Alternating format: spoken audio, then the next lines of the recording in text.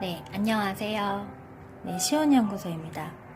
오늘은 여러분들께서 궁금하신 저에게 문의 주신 몇 가지 질문에 대해서 제가 할 수 있는 조언들, 팁 같은 것들을 몇 가지 이야기해 보려고 합니다. 첫 번째 질문은 우리 아이는 도통 자기의 생각을 그림으로 나타내는 것을 굉장히 부담스러워합니다. 라는 질문이 있었는데요.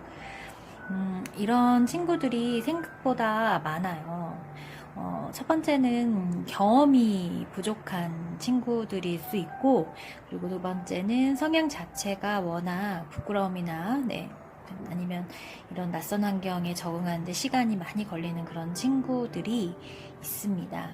그런데 이런 친구들이라고 해서 생각이 없는 것은 아니겠죠. 생각이 오히려 더 많을 수도 있어요. 그래서 이런 친구들의 생각을 이끌어내는 것이 바로 선생님의 역량 중에 하나인데요.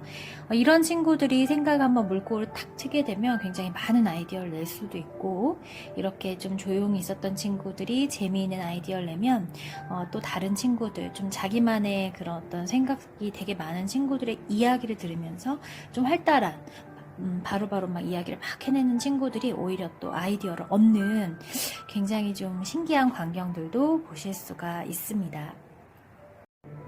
그래서 이런 친구들에 대해 선생님들이 좀 관심을 가져야 되는 거는 맞는데요.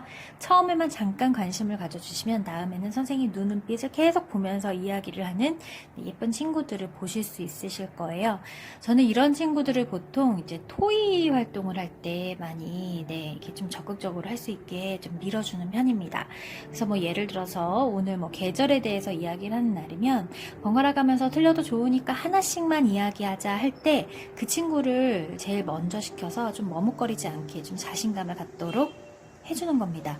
그러면은 그 친구는 한번 얘기했으니까 또 자기를 시킬 줄 알고 계속 머릿속에서 막 생각을 해요. 근데 이게 눈빛을 보면 좀 준비했다라는 때가 됩니다. 그러면 다시 한번 또 시켜서 좀 조금씩 자신감을 갖게 하는 그런 방법이 있어요.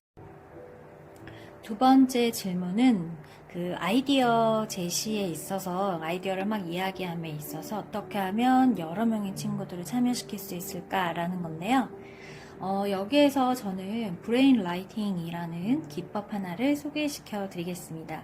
브레인 스토밍이라는 기법이 있고 브레인 라이팅이라는 기법이 있는데요. 브레인 스토밍은 아무래도 생각나는 바를 막 이야기를 아무 제한 없이 막 이야기를 하다 보니까 목소리 큰 친구들이라든지 평상시 자신감이 굉장히 막 충만했던 이런 친구들의 이야기만 막 쏟아질 가능성이 굉장히 높습니다. 이렇게 막 브레인스토밍을 하다 보면 하는 친구만 계속해요. 그래서 선생님이 돌아가면서 시키지 않은 이상 조용히 있는 친구는 계속 조용히 있습니다.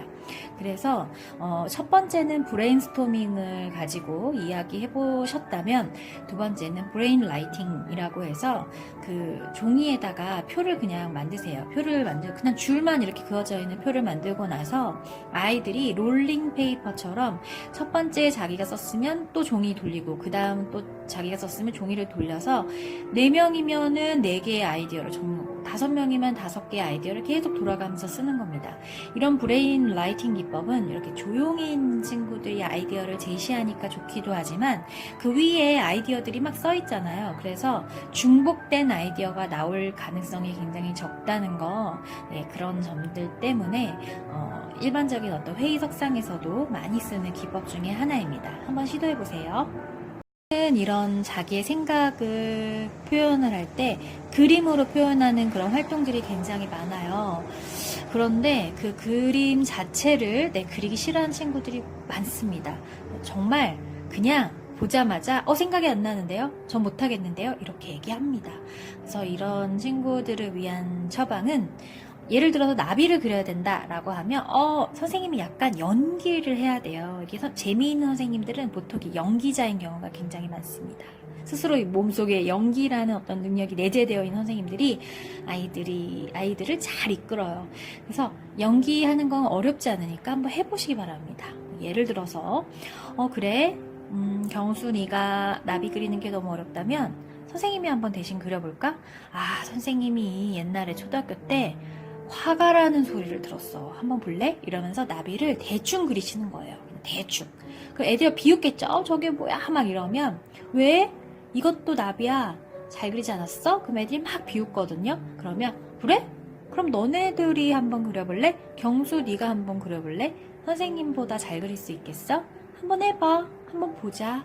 혹은 그러면 애들이 다 내 나비가 싫다고 하니까 경수 네가 나 대신 나보다 조금 더 나비를 잘 그려봐 줄래? 이렇게 아이한테 부탁하듯이 호소하듯이 네, 이렇게 얘기를 해보는 겁니다.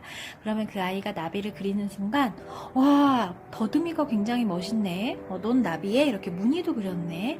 아 선생님보다 네가 더 나은걸?